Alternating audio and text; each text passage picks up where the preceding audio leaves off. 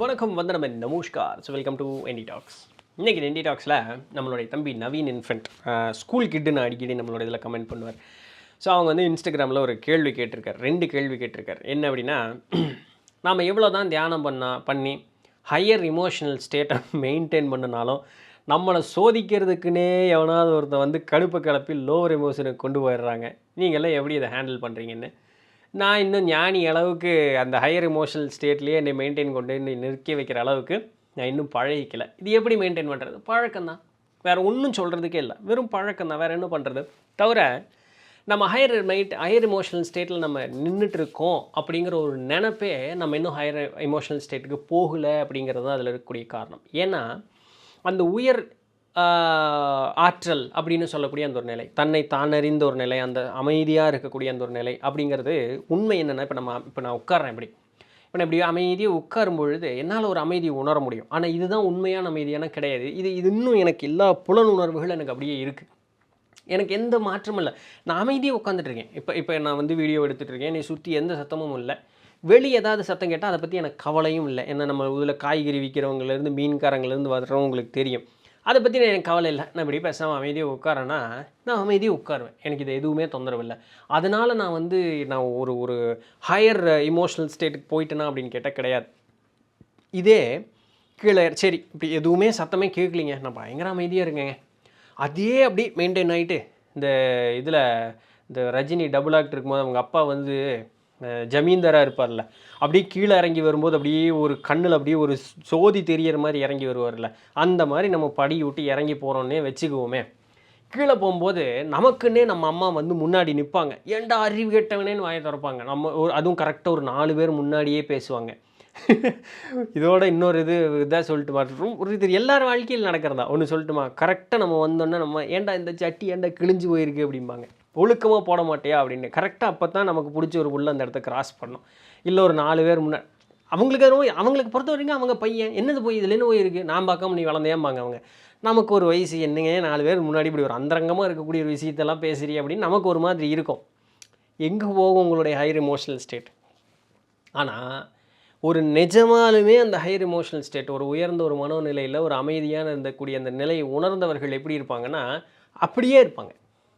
சரிங்களா? அப்போ நமக்கு ஏற்படுவது நான் வந்து ஒரு நிலையில் இருக்கிறதாக இருக்கக்கூடிய கற்பனை மட்டும்தான்.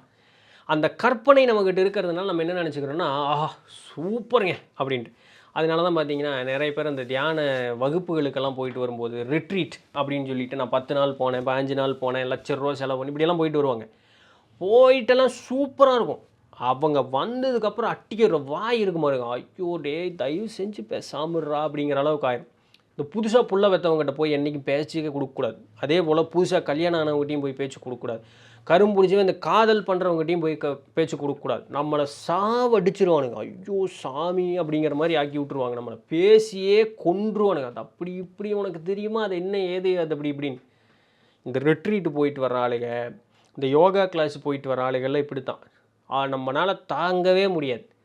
சரிடா பேசாமல் தான் இரேண்டா அப்படின்னா உடனே என்ன சொல்லுவாங்க தெரியுமா, கழுதைக்கு தெரியுமா கற்பூர வாசனை அப்படின்றா. டேய் என்னடா நீ தாண்டா என்னை டார்ச்சர் பண்ணிகிட்ருக்கேன், நான் நிஜத்தை தாண்டா சொல்கிறேன் அப்படின்னா அவங்களுக்கு ஒரு செகண்ட் ஈகோ டச் ஆயிரும். உனக்கெல்லாம் நல்லது சொன்னால் புரியுமா அப்படிம்பாங்க. ஆனால் உண்மையான அமைதி ஒரு நிலை உணர்ந்தவன் அப்படி சொல்ல மாட்டான். ஃபர்ஸ்ட் ஆஃப் ஆல் பேசி ஒருத்தனை சாவடிக்கவே மாட்டான். ஏன்னா அவன் அப்படியே அமைதியான மனோநிலையில் இருக்கிறதுக்கு தான் விருப்பப்படுவான். அதை 4 பேர்த்துக்கிட்ட சொல்லி உனக்கு நான் நல்லது பண்ணுறேன்டா, நீ அங்கே வந்து இது பண்ணுடா அப்படின்லாம் சொல்லிகிட்டு இருக்க மாட்டான். ஏன்னா அவனுக்கு தெரியும் இதெல்லாம் பண்ணும்பொழுது புத்தி வேலை செய்யும், தன்னோட எனர்ஜி வேஸ்ட் ஆகும். ஆப்போசிட்டில் இருக்கவன் என்ன வேணாலும் சொல்லலாம், அதை அவன் புரிஞ்சுக்காமல் கூட இருக்கலாம். எல்லாமே அவனுக்கு தெரியாது. அதனால் அவன் படி பேசாமல் அமைதியாக இருப்பான். அவன் அதை பற்றி எந்த கண்டுக்கவும் மாட்டான், பேசாமல் இருப்பான். யோகா வாசிஷ்டமில் பார்த்தோம் இல்லையா, என்ன சொல்கிறாரு வசிஷ்டர், ஒரு ஞானி இன்னும் 1 வருஷமாகவே உட்காந்துருப்பா. அவர் முன்னாடியே எல்லாம் தப்பாக ஒருத்தன் ஏதோ ஒரு பிரசங்கம் பண்ணிட்டு இருக்கான், அதையும் ஒரு 10 பேர் கேட்குறாங்கன்னா இந்த ஞானி உடனே குறுக்கு போய் நின்று சொல்கிறது தப்பு, இன்ன காரணம் அந்த காரணம் அவர் அமைதியாக அப்படியே தெய்வ நம்ப நிலையில் அப்படியே உட்காந்துருக்கு. அவரோடு உட்காந்துருப்பார். நீ எக்கடை கொட்டு போ, அது நம்ம சொல்கிறோம். அவருக்கு அந்த நினப்பு கூட இருக்காது. ஏன் அவர் கவனமே இங்கே இல்லைங்க, அவர் அப்படியே இருக்கிறாருங்க பேசாமல். அந்த நிலையில் நம்ம என்றைக்கு ஏற்றுறோமோ அன்றைக்கி தான் உண்மையாலுமே நம்ம ஹையர் இமோஷனல் ஸ்டேட் போகணுன்னு அர்த்தம். அது நாள் வரைக்கும் நம்ம வந்து என்ன ஒரு கற்பனையில் தான் நம்ம வாழ்ந்துக்கிட்டு இருக்கோன்னு தான் அர்த்தம். ஸோ அதனால் அந்த ஒரு உண்மையான அந்த அமைதியை உணர்ந்தவர்கள் வந்து என்ன நடந்தாலும் சரி அவங்கள வந்து வேறு எதுவுமே தொந்தரவு பண்ணாது. இப்போ ஒரு ஒரு ரமணர் எடுத்துக்கங்க, பெரியவர் எடுத்துக்கங்க, வள்ளலார் எடுத்துக்கங்க. ஏன் இவங்க இந்த 3 பேர்த்த நான் அடிக்கடி சொல்கிறேன்னா, இவங்கள பற்றி ரொம்ப நெருக்கமாக நமக்கு வந்து தெரியும். இதுபோல் இதை விட்டு நம்மளுடைய நித்தில நனமணி சேனலில் ஸ்பிரிச்சுவல் பீப்புளுங்கிற பிளேலிஸ்ட்டுக்குள்ளே நிறைய பேர் இருக்காங்க. இவங்க 3 பேர் கொஞ்சம் மார்க்கெட்டிங்கில் பெஸ்ட்டுங்கிறதுனால என் மண்டைக்குள்ளே அவங்க 3 பேர் எப்போவுமே நின்றுக்கிட்டு இருக்காங்க. பெரிய பெரிய ஆட்களில் உண்டு அவங்கள பற்றி நம்ம பேசியிருக்கோம். சரிங்களா? இப்போ அந்த மாதிரி எல்லாமே நம்ம கூட சமகாலத்தில் ஒரு அதிகபட்சம் ஒரு 200 வருடங்களுக்கு உள்ளே வாழ்ந்தவர்கள், 200 வருடத்துக்கு உள்ளே அவர்கள் வாழ்ந்திருக்காங்க. இப்போது இவர்கள் எல்லாம் எத்தனை பேர் போய் சந்திச்சிருப்பாங்க. அவர்களுக்கெல்லாம் எத்தனை ஒரு ஒரு அடுத்தவனுடைய துன்பத்தை அவங்க கேட்டு கேட்டு கேட்டுக்கு நாள் பூரா கேட்டிருப்பாங்க. அழுவான், புலம்புவான், என்னென்னமோ பண்ணுவான். இவங்களுடைய நிலை மாறுச்சுன்னா என்ன ஆகிறது? அப்போது அவங்க தான் உண்மையானுமே அந்த ஹையர் எமோஷனல் ஸ்டேட்டில் இருந்தாங்கன்னு அர்த்தம். பெரியவரை வந்து வண்டியாக சரஞ்சரமாக ஆட்கள் தினசரி பார்ப்பாங்களாம். அவர் எப்படி இருந்தார்? அவர் அன்றைக்கி நம்ம தம்பி அரவிந்த் ஒரு ஃபோட்டோ அனுப்பிச்சி வச்சான். பார்த்தோன்னு அப்படி மனசு ஒரு செகண்ட் ஆகிப்போச்சு. எங்கேயோ இருங்க, அது ஏதோ ஒரு இடிபாடுங்க. அது இன்றைக்கி இருக்கிற மடாதிபதிகள்லாம் நீங்கள் ஒப்பிட்டு பார்க்கணும். முடிஞ்சால் அந்த இதை ஷேர் பண்ணி விட்றேன். இன்ஸ்டாகிராமில் தம்பி அனுப்பிச்சுட்டான். அது ஒரு இடிபாடுங்க. அது ஒன்றும் இல்லைங்க. அந்த இடம் குப்பை, அந்த இடம் தூசு தான். அது வெறும் மண். அது ஒரு இடிபாடு. ஒரு மடாதிபதிங்க. அவர் பெரியவர், மகாபெரியவர், ஒரு மடாதிபதி. சரிங்க. இன்றைக்கி எத்தனையோ பேர் அவர் தப்பாக பேசுகிற ஆட்கள் புரிதல் இல்லை, அவ்வளோதான். அது வெறும் இடிபாடு. அவர் அப்படி சும்மா படுத்துட்டு இருக்காருங்க, அவ்வளோதாங்க. தூங்கிட்டு இருக்கார். இப்படி கை இப்படி கொடுத்து தூங்கிட்டு இருக்கார். வெறும் தூசு தர. நான் திருப்ப அது சொல்கிறேன்னா, அவர் அந்த அந்த அந்த இடம்ங்கிறது வந்து எப்படிப்பட்ட ஒரு இடம்? அந்த மடாதிபதிங்க எத்தனை கோடிங்க அங்கே சொத்து. அந்த ஒன்று சொல்லவே வேண்டாம். கண் சிமிட்டுனா அந்த இடத்துல எல்லா காரியம் நடக்கும் இல்லையா? வெறும் மண்ணுத்தரையில் படுத்துட்டு இருக்காருங்க அவர். இன்றைக்கும் அவங்கள வழி வந்தவர்கள் உண்டு. அவர்கள் இருக்கக்கூடிய ஒரு நிலையும் நமக்கு தெரியும். அதுதாங்க அந்த வித்தியாசம். அதுதான் அந்த வித்தியாசம்.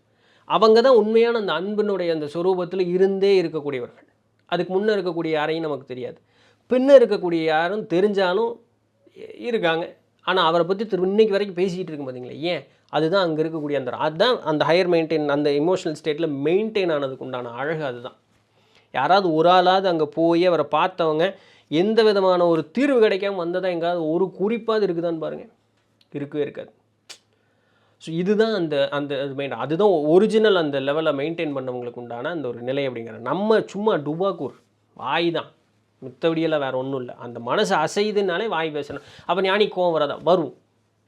வரும். ஆனால் அவருக்கு வரக்கூடிய அந்த ஒரு கோவம் அப்படிங்கிறதுல ஒரு நியாய தர்மம் இருக்கும், ஒரு அர்த்தம் இருக்கும், சுயநலம் இருக்காது.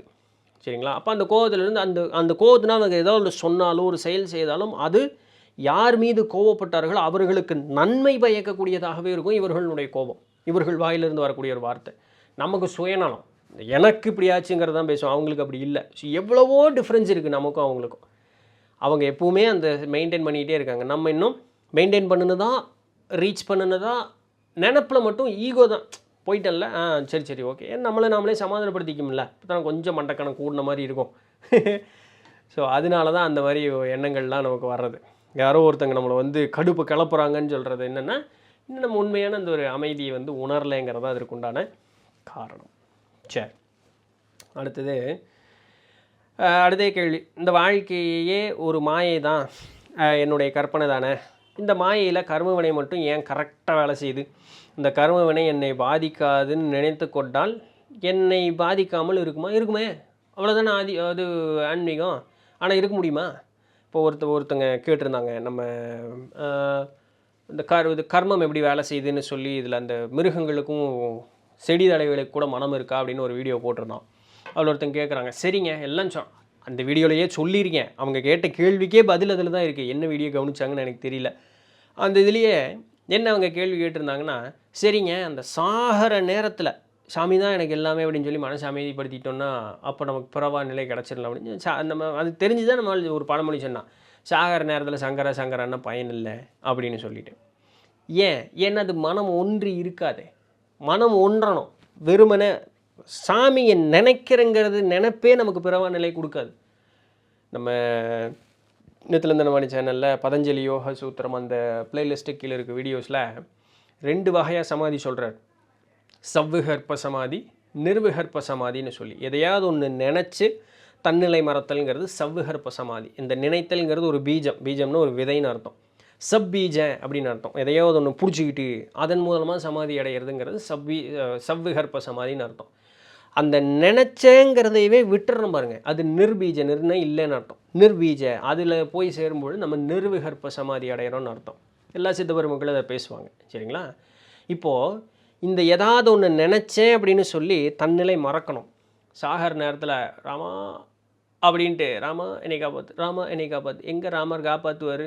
ஒன்றும் காப்பாற்ற மாட்டேன். ராமர் சொல்லுவார், டேய் நான் உன்னை காப்பாற்றணும்னு நினச்சாலும் உன் புத்தியே உனக்கு தடையாக இருக்கேடா, நான் எப்படிடா உன்னை காப்பாற்றுறதுன்ட்டுருவார். சாமி கை விரிக்காதுங்க, சாமி கை கொடுத்துக்கிட்டு தான் இருக்கும். நம்ம கை இப்படி வச்சுட்டு என்னை காப்பாற்றுன்ட்டு இருப்போம். டேய் கையை குடுறா, கொடுத்தா தானடா நான் தூக்க முடியும். நம்ம இப்படி வச்சுக்கோ, இப்படி பின்னாடி வச்சுட்டு என்னை தூக்குன்ட்டே இருப்போம் நம்ம.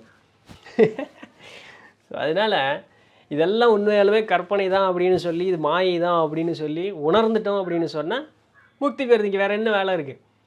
ஆட்டிங்கிறமே முன்னாடி கேள்வி தான் ரெண்டாவது கேள்விக்கு உண்டான பதில். என்னை ஒருத்தன் கடுப்பேற்றுறான் அப்படின்னு சொல்லி ஒரு கேட்டல முதல் கேள்வி.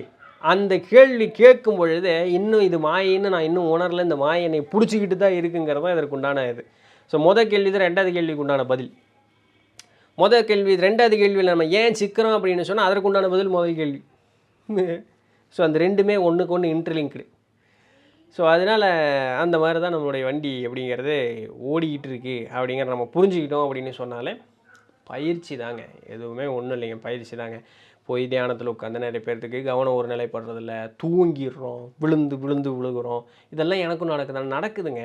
என்ன முதல்ல ஆரம்ப நிலையிலேயே அப்படி இருப்போம், இப்போ கொஞ்சம் தள்ளி நடக்குது. உடனே அந்த எனர்ஜி இன்னும் உடம்பு வாங்கிக்கிறதில்ல.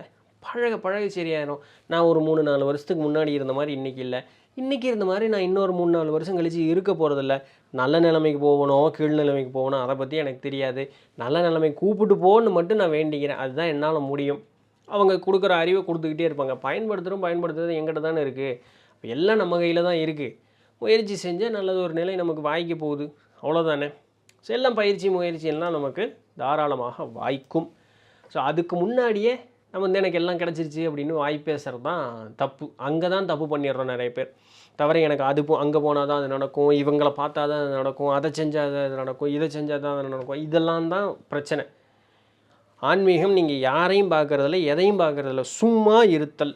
இந்த சும்மா இருக்கிறது என்ன?